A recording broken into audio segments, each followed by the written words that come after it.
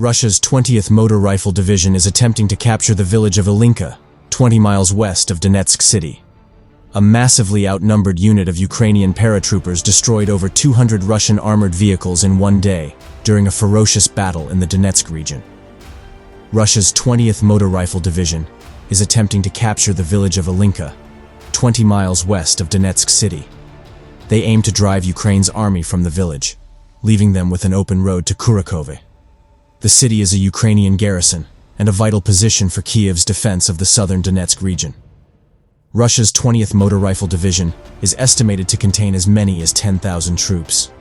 The 79th Air Assault Brigade, comprised of approximately 2,000 troops, defends the garrison city from the Russian attack.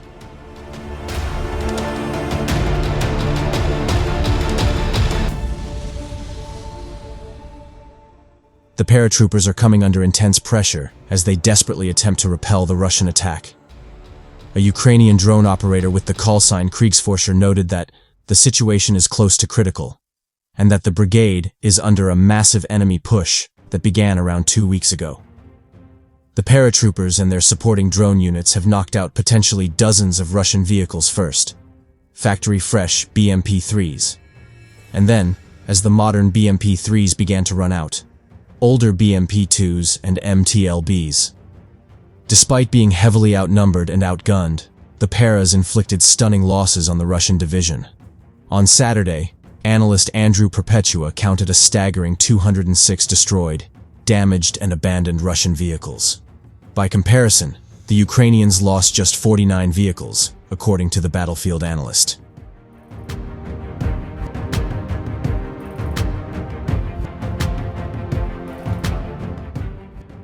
However, the Russians appear willing to sacrifice as many troops and vehicles as necessary to continue their remorseless advance.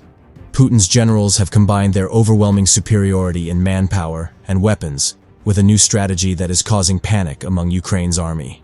Ukrainian journalist Stanislav Asayev explained, "The Russians continue to successfully use the bag tactics, bypassing our positions on 3 sides and leaving a narrow throat for retreat. As a result, even in combat-ready units, encirclement panic often begins, which leads to the withdrawal of troops." Ukraine's army chief, General Oleksandr Syrsky, acknowledged on Sunday the critical situation on the front lines, saying his troops were holding back the most powerful offensives since the start of Moscow's 2022 invasion.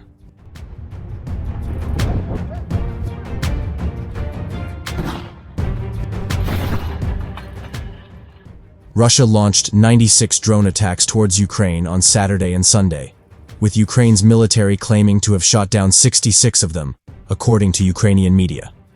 Kyiv, Sumy, Chernihiv, and Kharkiv were reported to be among 10 regions affected by the drone attacks. In Kyiv, debris from one of the drones caused damage to civilian infrastructure.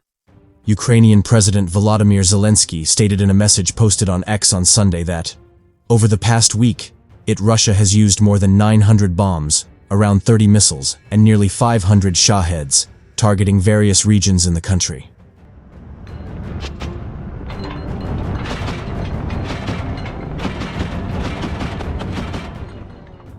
Russia also claims to have captured the village of Vaishneve in Donetsk, near the strategic hub of Pokrovsk, according to a statement by the Defense Ministry.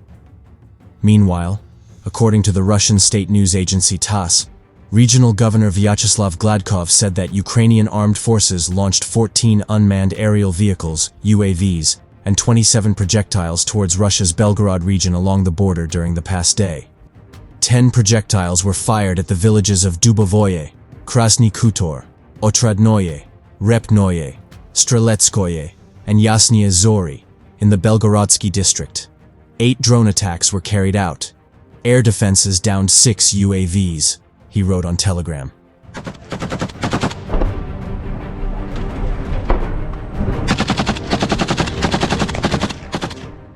The agency also reported that Russian air defenses destroyed 19 Ukrainian drones in the Volgograd, Belgorod, and Rostov regions.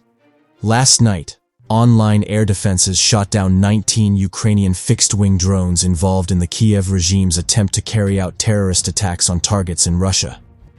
16 unmanned aerial aircraft were destroyed over the Rostov region, 2 over the Belgorod region, and 1 over the Volgograd region, the Russian Defense Ministry said in a statement.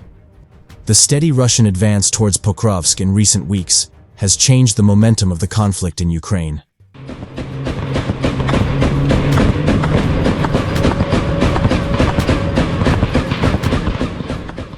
Instead of trench and positional warfare, it is looking more and more like a war of movement, says Aliyev.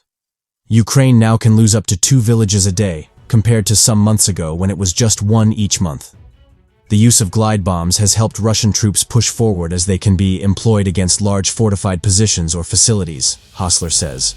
They can be launched from a distance, meaning, for Ukrainians it's much harder to do something against the glide bombs than to do something against Russian artillery, Gressel says.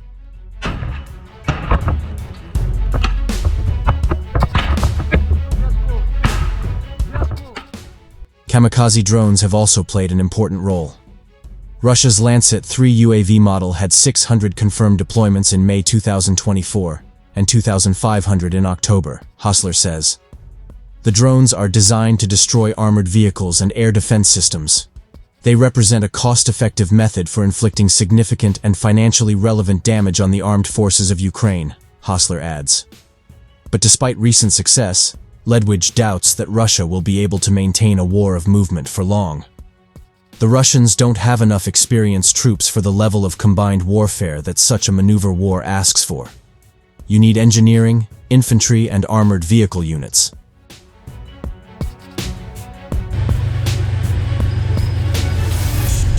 Один осколок. Навести, зарядить.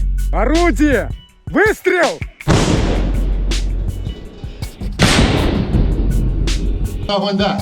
Выстрел!